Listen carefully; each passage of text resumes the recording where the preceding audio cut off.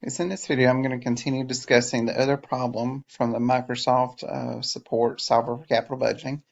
So let's suppose we have a publishing company that's trying to determine which of 36 books to publish. They have revenues and cost. They have the number of pages and the software developer books. And with the publishing company, they can publish books totaling up to 8,500 pages this year, and they have to publish 4 books geared towards software developers. So how can the company maximize profit?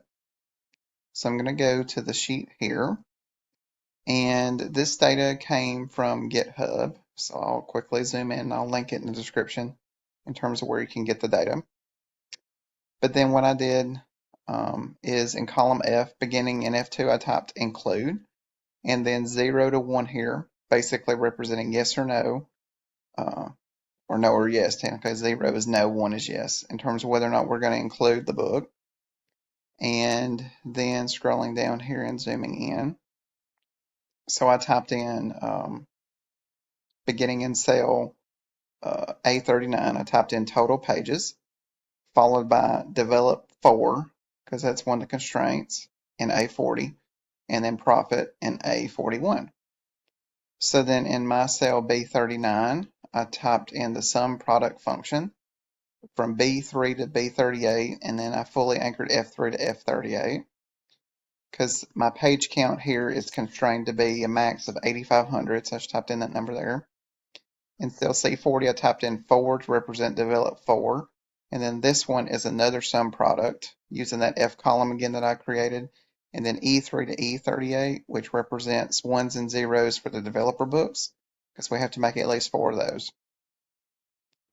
And then profit, I do another sum product function. So we'll do the F column again, fully anchored. But then what I did here, because I'm looking for profit is defined as revenue minus cost. So I did the array function. I subtracted those two from each other. So D3 colon D38 minus C3 colon C38.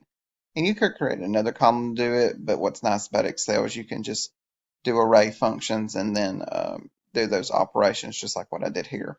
So it's literally doing D, as an example, it would do D3 minus C3 and then multiply it by F3, and then it would do that again, and then plus F2 times the difference in D4 and C4, etc., until it does it all.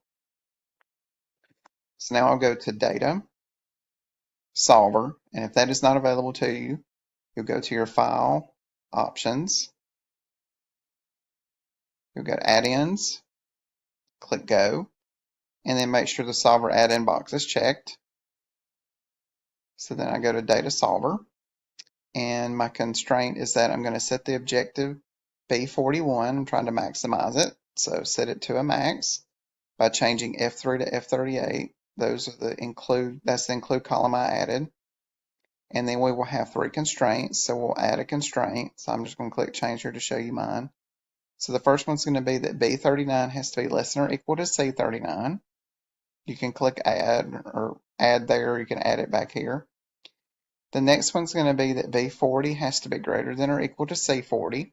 So in other words, the sum has to be greater than or equal to 4, because I have to at least make 4 software books. And then I do F3 to F38. I add a constraint for them. They have to be binary. So drop down here, make it bin for binary, then click OK. I made everything non-negative, simplex LP. You can do other options if you want, but those are the big ones.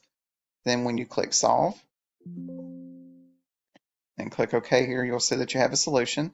I got that the max profit was about $1,353. And then my total pages will be 8470 with 4 books. And then what I highlight in here, I did a conditional format. So if I go home, you can do a conditional format and highlight cell rules or color scales, however you want to set that up for this one. What I did is I just highlighted those, and it's red for 0 and green for 1. So I think my conditional formatting here, I did what did I do? I think I just did a color scale. Yeah, I just did a green, yellow, red color scale. So then if you wanted to you could go in and color those how you want, but I'll just hide these for this purpose to kind of show you which ones I got, what books you're going to make. So I'm going to make book 2, 3, 7, and 8, and those are the most, you'll lose money on them, but those are your required software books you have to do. And then beginning with book 12, I'll make book 12, 13, 18, 19, 22 through 25, 27, 28, 29, 31, 34, and 35.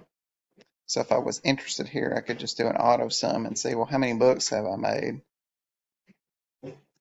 I'll be making 18 different books.